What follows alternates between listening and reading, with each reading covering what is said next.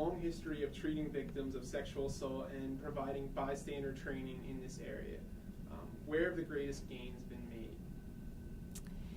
Well, I think the greatest gains in terms of treatment is that there are a lot of good treatments for sexual assault survivors. We know a lot more about how to treat sexual assault. Can I pause for a minute? Yeah. Do you want me to just talk about the university? Do you want me to talk in general? In general, right? I'm not getting a picture. Yes. Yeah, It's in not on the general, monitor? right? Yeah. Well, here I Yeah, got the it only does blinking one or red. the other. we're sending this to all of the colleges and Okay. universities. You see it rolling? But the It's question Yeah, you see here the dot is right there. he's just asking Yeah, about if you have the monitor, it doesn't do it there. So if you unplug it, it will. behavior in general. Okay. And then we focus on the university. Fine. Okay. I just wanted to know kind of where. Okay. Okay, stand by. Tell me you're rolling. Yep. Go ahead, Kyle. You can, So I think that we have a lot more research to show what works for treatment for sexual survivors. Trauma-focused cognitive behavioral therapy has been a well-researched treatment for sexual assault survivors. Edna Foa's work with sexual assault and exposure is effective, and I think as long as we can get people coming in for treatment, we can help them. I think the hardest part is often getting them in for treatment. In terms of bystander intervention, the state of New Jersey is actually a leader in terms of bystander training and the Green Dot movement. That's really a nationwide movement to kind of change attitudes and behaviors that reduce the likelihood of violence occurring on campuses and in other communities. So I think that the more that we can train people to be effective bystanders, the less violence we're going to see overall. what exactly would you constitute as an effective bystander? An effective bystander is someone who understands the potential high-risk situations that could happen on a college campus, in their community, at a party, where they live. So it's somebody who understands that there are people out there looking to perpetrate violence and understanding what those people might look like. But it's also really more about understanding that if we can just kind of take care of our own small circle of people, a bystander can't necessarily change the entire world, but what they can do is that they can keep a closer eye on their circle of friends, if you will. And so the idea is that if you can check in with, talk to, ask questions of the people that you know, if you get an uh-oh feeling about something happening, or if you feel like there's something not right, if you see something that upsets you, rather than not doing anything, checking in and saying something. It's also the idea that you don't have to directly confront a potentially risky situation. Bystanders, we all have obstacles to why we don't intervene at different times. So the idea is if we can kind of learn what our obstacles are and why we don't often intervene, and then work against those obstacles and work with our own personality. You're someone who's more shy, who may not be somebody who'd likely go up to somebody and say, look, I don't like what you're doing, stop that. They have an opportunity to be an effective bystander by calling someone else, calling public safety or the police, or calling somebody's friend that they see at a party and saying, listen, I'm really worried about your friend, I think you should come and get him or her. So you don't have to intervene directly, although that's one option. You can also diffuse a situation by distracting in some way. So I think an effective bystander understands potentially dangerous situations, keeps an eye out, really takes care of their close circle of friends, and knows the options they have to actually intervene. All right, great. Are there areas in which that you believe that we're making little or no progress?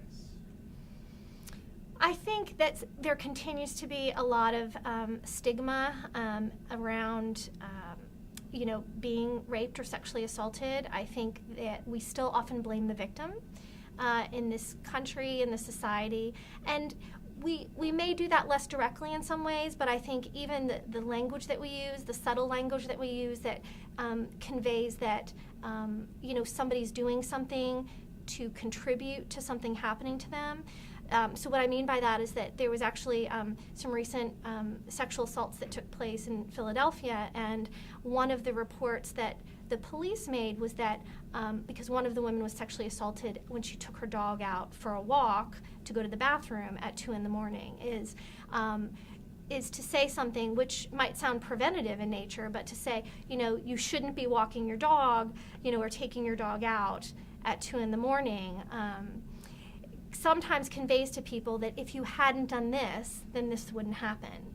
And really, it's in the hands of the perpetrator to prevent violence from happening. We can do things to reduce the risk of violence happening, but a victim often gets blamed for the clothes he or she wears, or if they've been drinking or not, or if they are isolated from the rest of the crowd or at a certain place at a certain time. And I think we still have those myths, those beliefs about that, given what we see on TV and what we hear from the media on the news. So there's still this idea that if we only did these certain things, then it wouldn't happen to us. So I think more education is absolutely needed. We often start education way too late, in my opinion. And what I mean by that is we often teach kids at a very young age things related to stranger danger and not talking to strangers. And really what we know about sexual assault is that, strangers are often not the most likely perpetrators. It's usually someone that you know. And so teaching people to really listen more to their gut feeling, their uh-oh feeling, and to hone that radar and to give people permission to listen to that, I think is really more of what we need to do in terms of long-term education, starting from the earliest possible age and refining that skill over time. Why do you believe that we're not educating at an earlier age about sexual assault and rape prevention? I think it's a topic that's hard to talk about. I think, parents often don't get good training on how to teach their kids about that kind of stuff. In this country, I think we have, some strong beliefs about what's okay or not in terms of sex education and in terms of, talking to kids about, topics like sex, using words like penis and vagina. I think we think that kids kind of need to be sheltered from that, and that somehow talking about it is going to lead to earlier sexual activity or, kids to be afraid of situations, when in fact what really research shows is that doing a lot of personal safety training with kids and sex education reduces earlier sexual activity, and it increases the likelihood of safety. So I think if, we need to train parents on how to talk to their kids about this and give them exposure around what to say and how to say it, because even if you go into a class of seniors in high school and start talking about sex ed, you often get giggles and laughter and comments, because people just don't know how to really, I think, manage their feelings around it, because we kind of, there's a lot of information you can get on the internet nowadays, a lot of false information, and a lot of actually information that's probably overstimulating for kids at a young age. And so on the one hand, we get this like reality TV show, social media blitz, where we see things that we probably would have never seen before on TV, and that can be confusing if not balancing it out with the correct information that's fact-based, and not just talking about anatomy or physiology, but really talking about in relationships, how do you know when someone likes you? What's the difference between a crush and love? How do you know when you trust someone? Those are all components, I think, to later kind of safety education. When you go off to college or in high school or in a relationship with somebody and you really haven't talked through those things, it's hard to know the signals someone might be giving you. It's hard to know the difference between what is genuine and what's not if you haven't honed that radar within yourself. So. You mentioned that you believe that most assailants and victims know each other ahead of time. Should we look at date rape then differently than any other sexual assault? Well, I think there are assaults that are by strangers, but the vast majority, really statistics, are anywhere from 84 to 95% of sexual assaults are by someone that the person knows. And that could be a dating situation. It could be another kind of acquaintance situation, whether that be, a teacher, whether that be a family member, whether that be someone on a job situation, a friend. I do think that a dating situation, what can potentially be a risky situation is that you're often isolated in a dating situation, away from other people, maybe earlier in a relationship before you really know that person, and may get to know them and see potentially signs that would give you an uh-oh feeling. I think also there can be miscommunication, especially if there's alcohol or drugs involved. And in social gatherings, on college campuses in particular, there's a high rate of that use, and there's a high rate of that when there's a sexual assault. In upwards of 75% of all cases of sexual assault, one or both people have been drinking or using drugs. So we know that affects judgment, that can affect reaction time, that can affect arousal. So that can contribute to both persons involved in the situation being at risk for doing something that they don't want to do. Miscommunication can happen under those conditions. So often when we're drinking or using drugs, or in a situation where we really want the person to like us, we may misread signals, or we may only listen to the yes signals as opposed to the no signals. And so if we're only listening to the yes signals, that suggests we move forward, even when the other person may be saying no, not only verbally, but maybe non-verbally as well. So I think there are some different situations, and it also makes it harder, I think, for people to report it when it's someone that you know, because then you not only have to report an act of violence, but you also have to get over the obstacle of, possibly turning in someone that you still care about or that you did care about. That may affect your other relationships, your group of friends, your social situations, and that's hard because oftentimes when we hear about cases in the media, again, there may be a blaming of the victim or this idea that people make these false reports, and so you have to really move against those kinds of ideas and those stigmas, and it's really less than 2% of all cases that are false reports. So unfortunately, that gets sensationalized more than the true, statistics that are involved in sexual assault. Tommy, just mix some of the tight shots in with the other ones. Mhm. Okay, sorry. That's fine. So you said that you believe that alcohol contributes to a lot of these situations where one or both parties are intoxicated. So college kids are going to drink.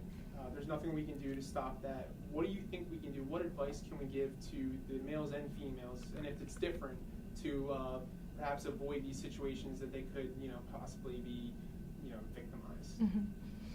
Well, I think this is where some of that bystander training comes in. I think that certainly, if you know that you're going to be at a place where alcohol is being served, or if you're going to be drinking, going to a party, right. We're not the party police. It's a choice about what you decide to do, but I think you can be proactive in being safe. So if you're going somewhere, have a buddy, or have a designated person who's going to really look out for the rest of the group. Be aware of people putting things into drinks. Date rape drugs, as they're known, things like Rohypnol or GHB or, Special K, ketamine can be used to kind of drop into a drink. They're colorless, they're odorless. People wouldn't know they've been drinking it until they have the effects afterwards. So be mindful of that, of your drink. Keep a drink with a covered cap on it. Or don't take a drink from someone, that you don't know, or even if you do know them, and you don't know them well, be mindful of that, I would say. I think that, it really is true for both males and females, because both can be the victim or the perpetrator, really, is that, again, we want to look out for our group of friends. If we're a guy, at a fraternity party and we see a fellow fraternity member taking somebody upstairs, and that person is clearly intoxicated, can we say something to that, brother? Can we perhaps say something to that female or that female's group of friends as a way to diffuse the situation?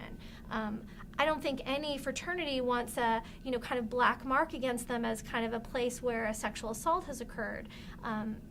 And I think, too, that with females, we have to be better at kind of, again, taking care of kind of our circle of friends. That's really, the best control that we have, is to be able to do that, is to really look out for ways that things can be kind of slipped in to a drink, or to be mindful of our own tolerance level.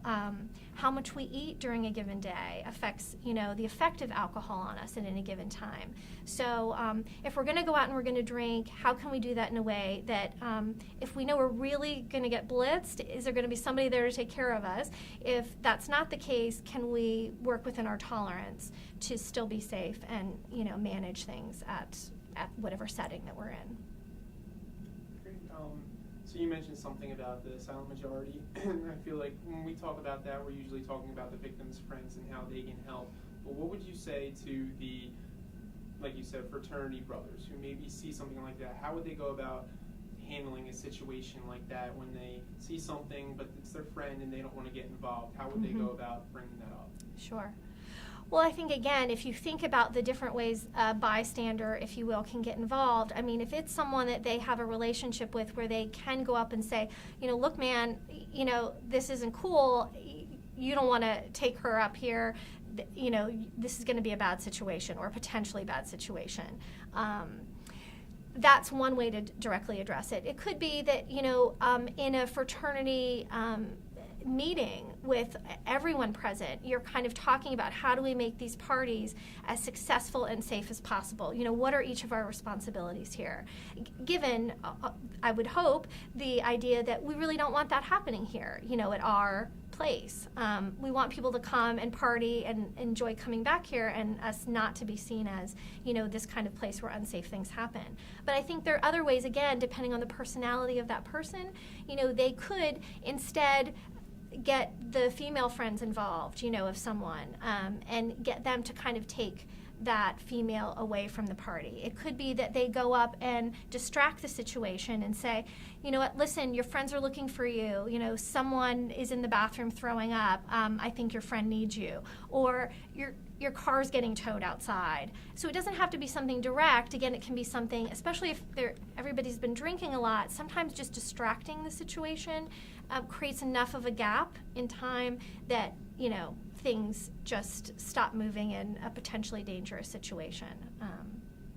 So I think there's lots of options. And I think, too, I would go on the premise that I don't think most males or females, but if we're talking about the fraternity situation and male is a possible perpetrator, most males do not want to be perpetrators. So I would work on the assumption that they are vulnerable as well to drinking and what that might do to them. They're, if they have sisters, aunts, mothers, friends, who have been sexually assaulted, how do we want to make this a place where, nothing happens to, the females that we care about?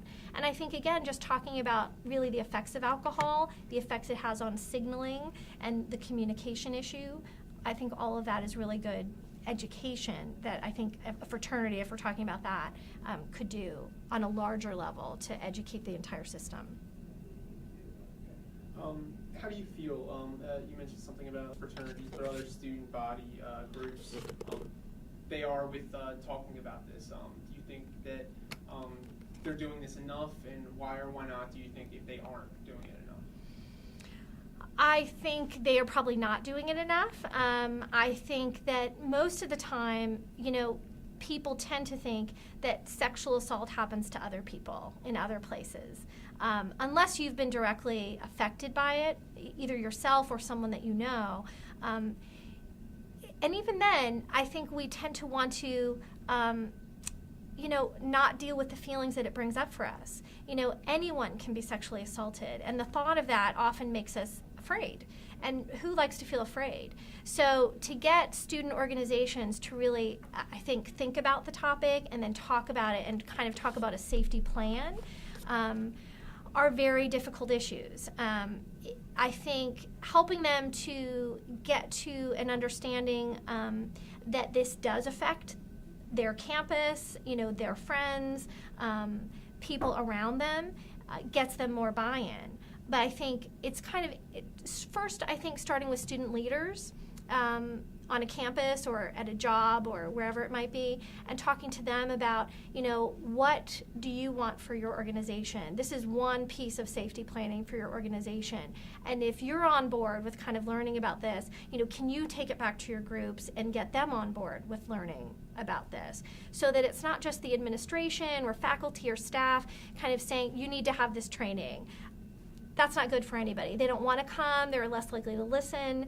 And I think if they take ownership for, the kind of organization they want to build, and then having resources readily available to come and kind of train them or work with them, I think they're much more open to kind of thinking about that. And then really making a commitment to having a regular discussion about those kinds of things, either on a yearly basis when things like Sexual Assault Awareness Month come around, or at other points of time in the year when, I think students in particular are more vulnerable, kind of the very beginning of the year when freshmen are coming in. I mean, it's typically that time of the year, that kind of first month, that I think students can be vulnerable in a lot of ways, especially those freshmen coming in. They may drink too much, they may be more isolated, they may not know resources on campus. So I think student organizations can kind of pinpoint critical points in time where they might do a little more planning around that to make it more successful.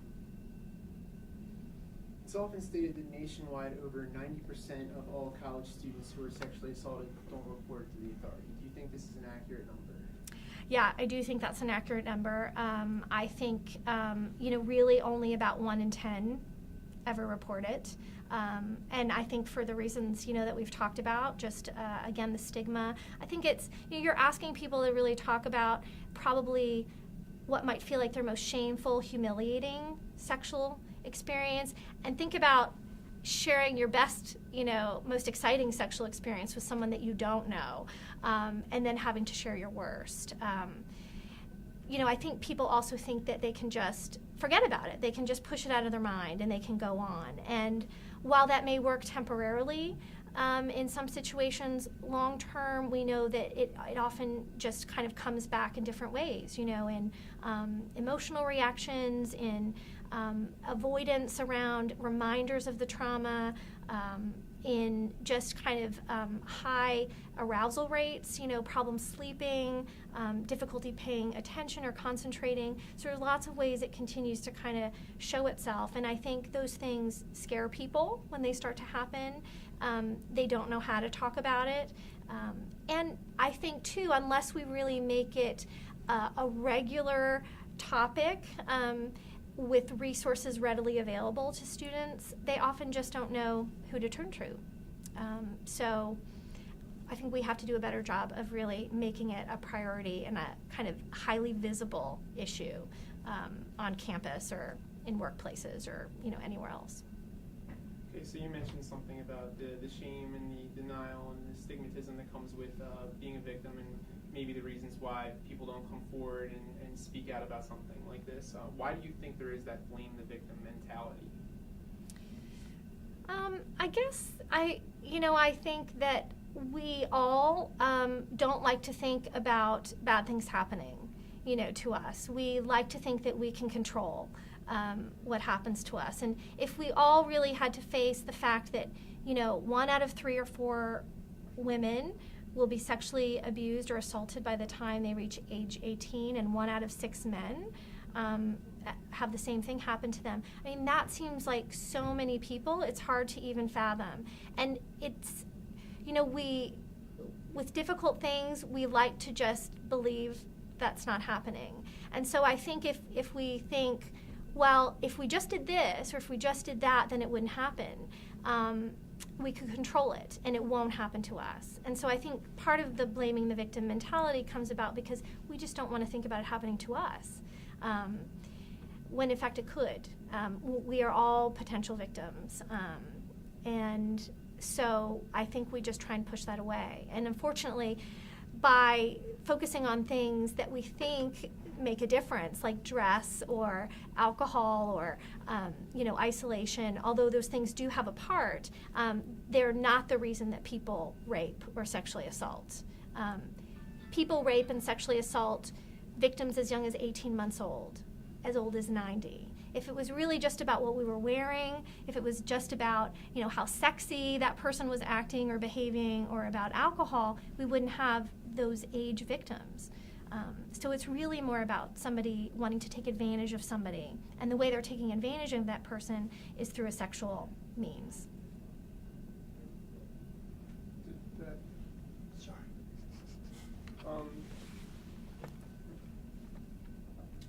Do college-age men and women report their fears about STDs after an assault?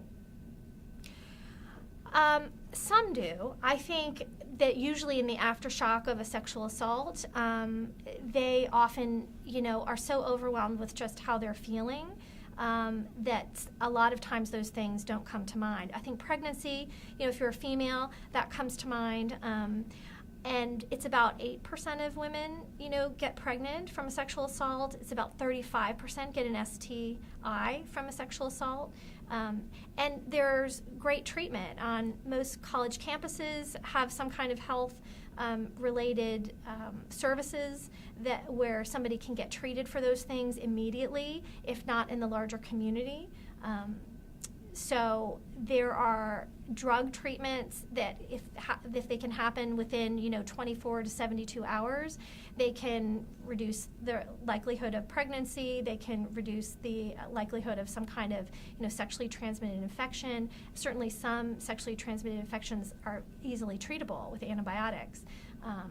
But I think this is one of the things that's often important is to, even if a victim doesn't want to report the crime, giving them the option to be seen by a medical professional, talk to a therapist or a counselor about just how they're feeling about it. So even if they don't use those resources immediately, they can at some future point. But as I think one of the most important recommendations is at least to be seen by some doctor or physician related to those two things, because those two things have an immediate, need that needs to be taken care of.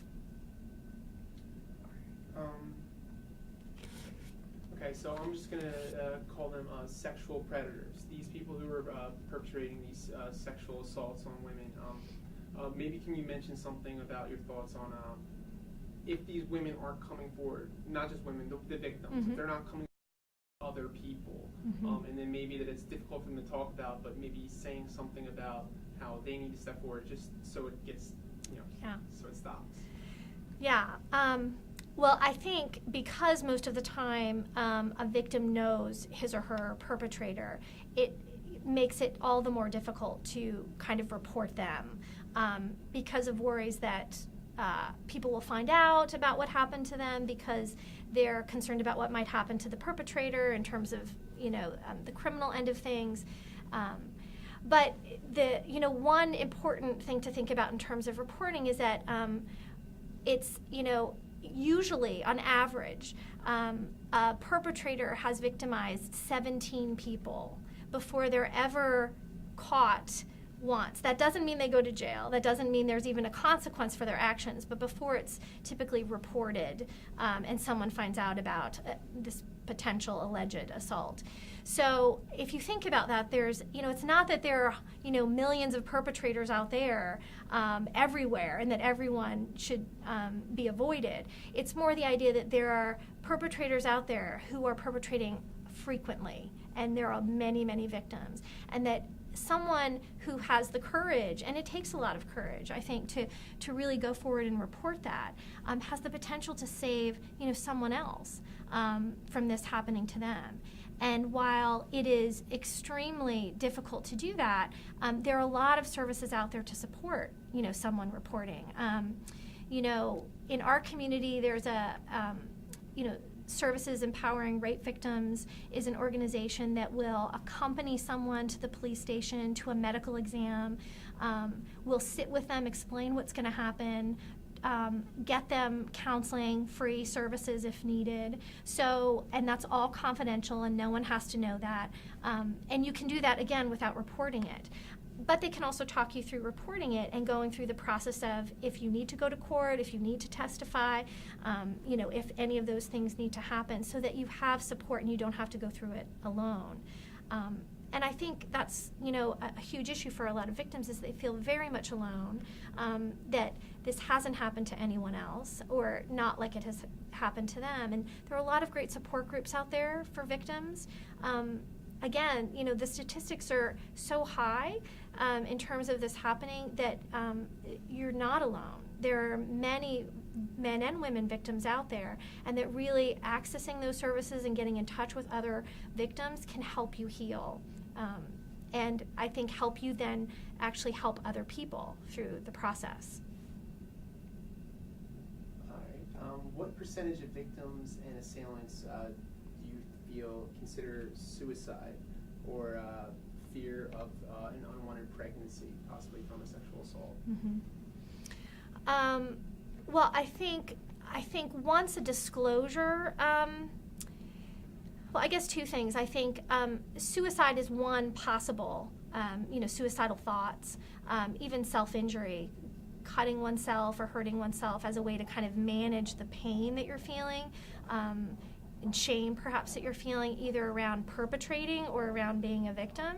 But I would say the majority of people actually, if they are victimized, and they may have some what we call post-traumatic stress symptoms, a stress reaction to what has happened to them, they can often kind of deal with a lot of those symptoms on their own, but I think there's a small percentage of people who have a lot of high-risk symptoms or behaviors that follow a sexual assault. And oftentimes, that's because of perhaps previous things that have happened to them.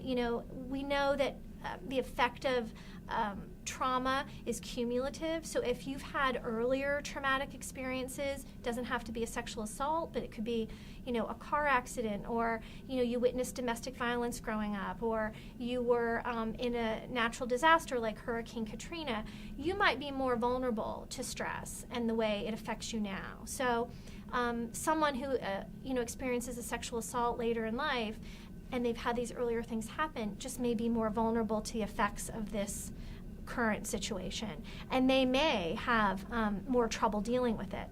So they may have suicidal thoughts or self-injurious urges. They may have trouble sleeping. They may turn to drugs or alcohol as a way to kind of escape their feelings or escape the pain, try and numb out and avoid kind of the thoughts that pop into their head about what's happened to them. They may find themselves, acting aggressively or lashing out at people because of, their own feelings and anger about what's happened to them.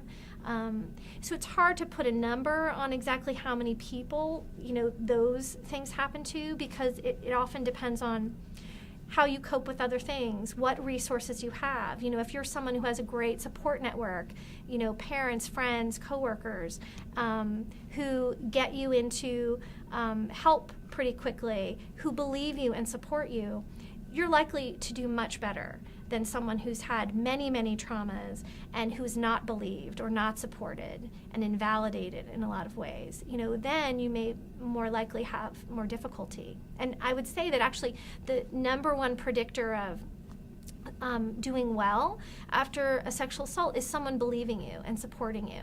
And while you may not know the circumstances around what's happened to somebody, so it doesn't have to be like you believe this person versus this person, but the idea that you just hear someone out and say, you know what, I'm here for you, let's get you some help, that can be the most predictive of success for that person. So I think for anybody who has a friend or someone that comes to them and says, this is what happened to me, the best response to have is, I'm here for you, I support you, let's talk about what we can do. And give as many choices to that victim as possible. And, find their own resources in the community to get that victim to. Great. What other strategies do you feel the I think that you could start before coming to college. There are actually a lot of newer technology gatekeeping strategies that are out there nowadays. There are some simulated programs that some schools are putting into place that students actually have to do before they start their freshman year. So you go through a set of scenarios on the computer where you look at potentially high-risk situations and how you would respond. So one, you're getting some education about sexual assault in general, and you're given some choice points, electronically about what you would do. And it kind of tells you, what would happen if you did this versus what would happen if you did that. That's one way before anybody sets foot on a college campus that we could already start to be educating people. I mean, like I said before, I really think it starts, at age 3 and 4 when we teach kids the correct names for their body parts and do sex ed really throughout the lifetime.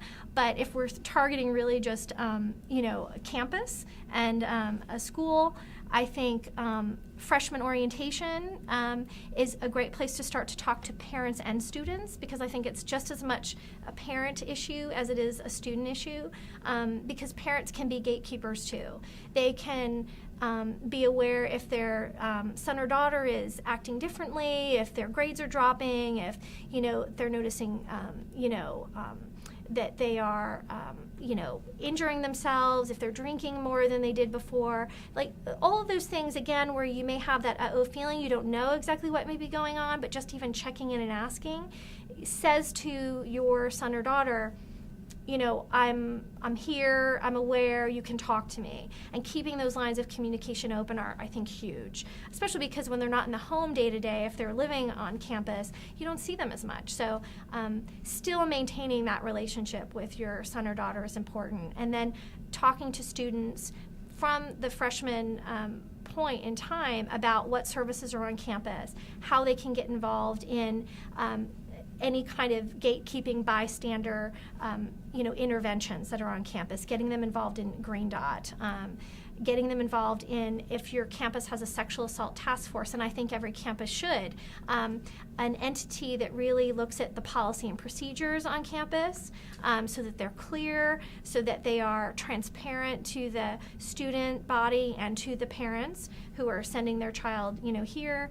I think students should be actively involved in creating those policies, in being in organizations that educate other organizations. I think students can be peer educators, and they can really do the job of getting the word out about what sexual assault is about, as opposed to it just coming from, the adults on the campus community. So training peer educators, getting them excited about, giving information across the campus.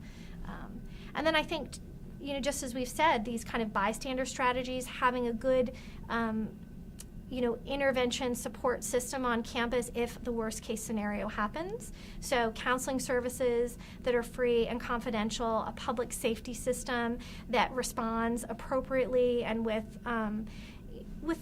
really support and awareness regarding the needs of a victim. Providing. Back up and ask the last question. Sure. Okay.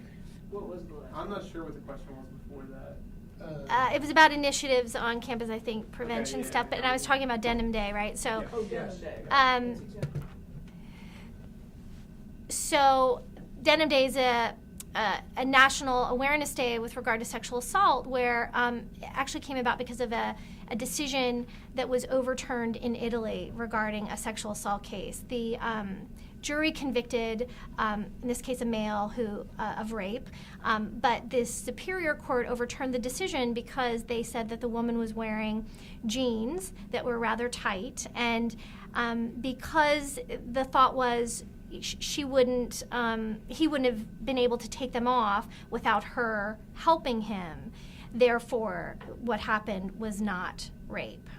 So Denim Day is, one kind of national awareness day we kind of speak to on campuses across the country, kind of getting everybody to wear denim in support of, the idea that these myths, this misinformation about rape is still out there, still informing decisions in the legal system, and it's just not true. So those are some initiatives, Take Back the Night and Denim Day, that I think campuses around the country are really trying to put into place as awareness activities for the student body and faculty and staff. And I think with regard to males, I think it's a harder, typically if I see a male who is a perpetrator, they often don't necessarily come in thinking that they did something wrong.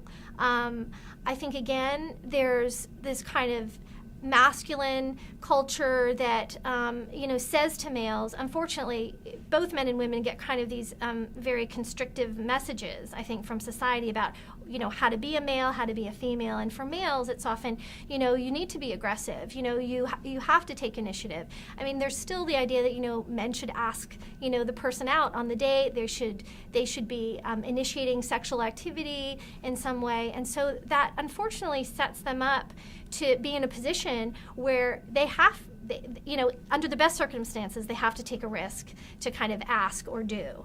And depending on the response they get, they move forward or not. And sometimes I think, again, in kind of this masculine culture, there's the idea that, no doesn't really mean no, or it is confusing often in a lot of cases. We don't teach males or females, I think, very well how to say no clearly, especially when we're in a relationship with somebody and you want that person to like you, and you don't want to say no because you don't want, the other person to then not be with you.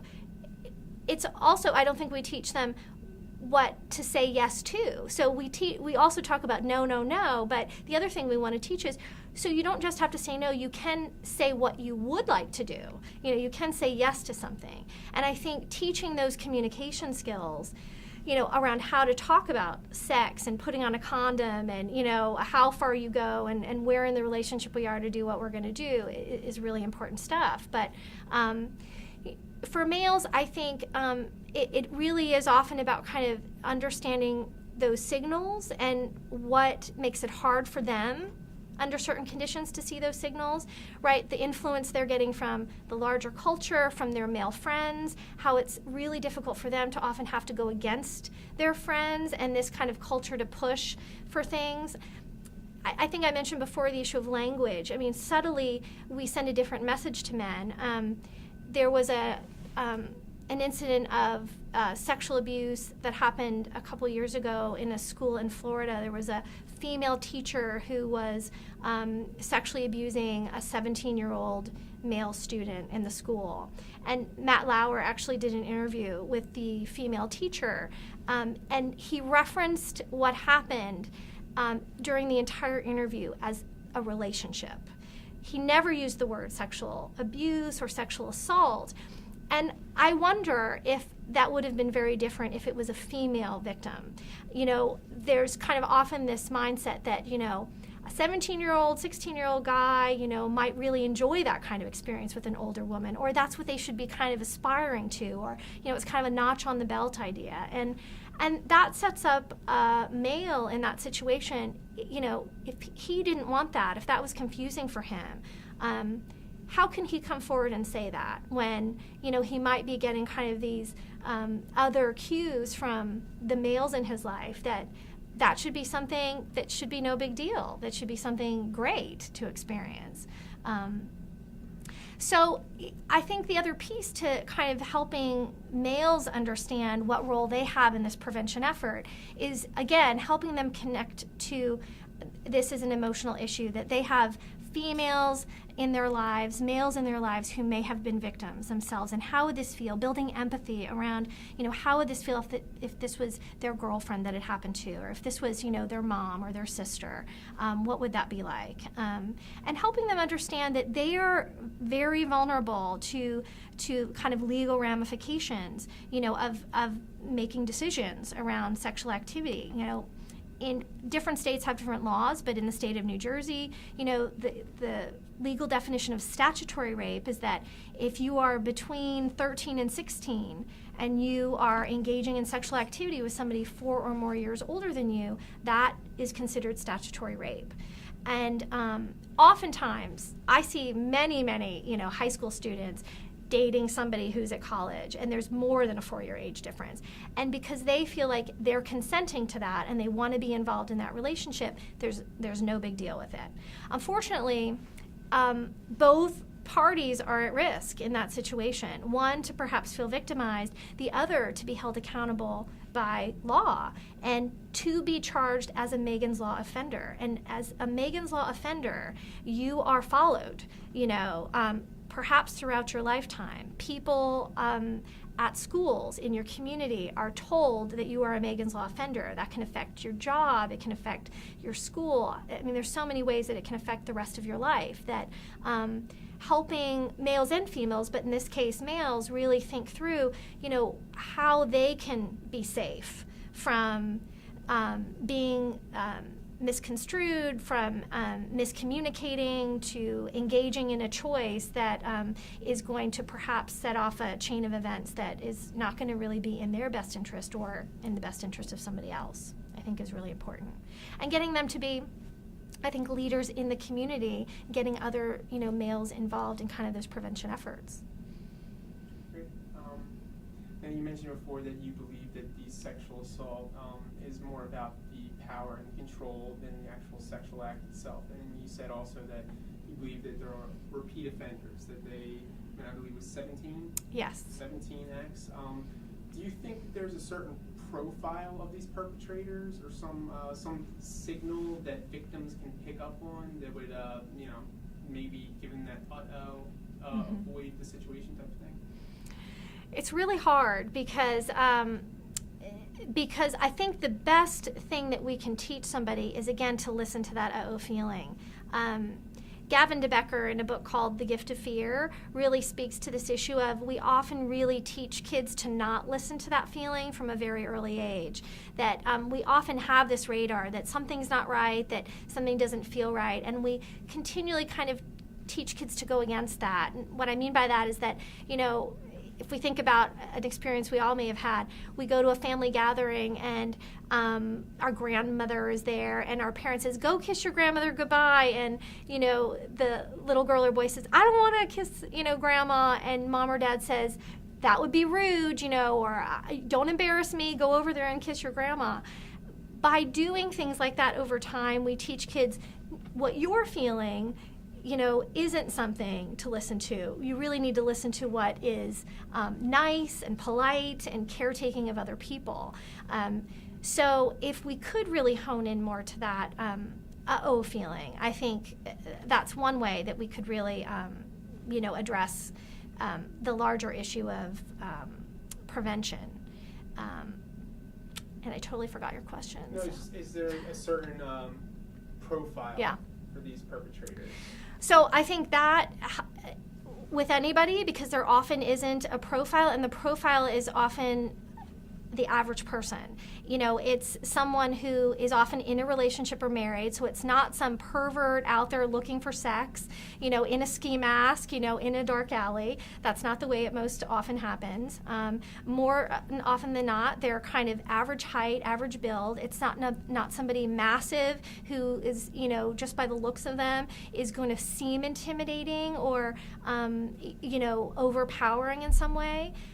Most of the time, the process of a sexual assault takes a period of time, and the intimidation and threats and fear that are involved in that process lead up to a point where a person, often it seems like they are going along with what's happening most of the time because they're just so frightened. Our instinctual kind of fight-flight response turns off, and we are likely to freeze under really stressful conditions. And so that's why people often don't fight back or run away, because they're just so frozen, and there's been a process of this intimidation that happens. Not because of the size of the person, or because they look like they just got out of jail and they're a criminal, or in some way we're going to know.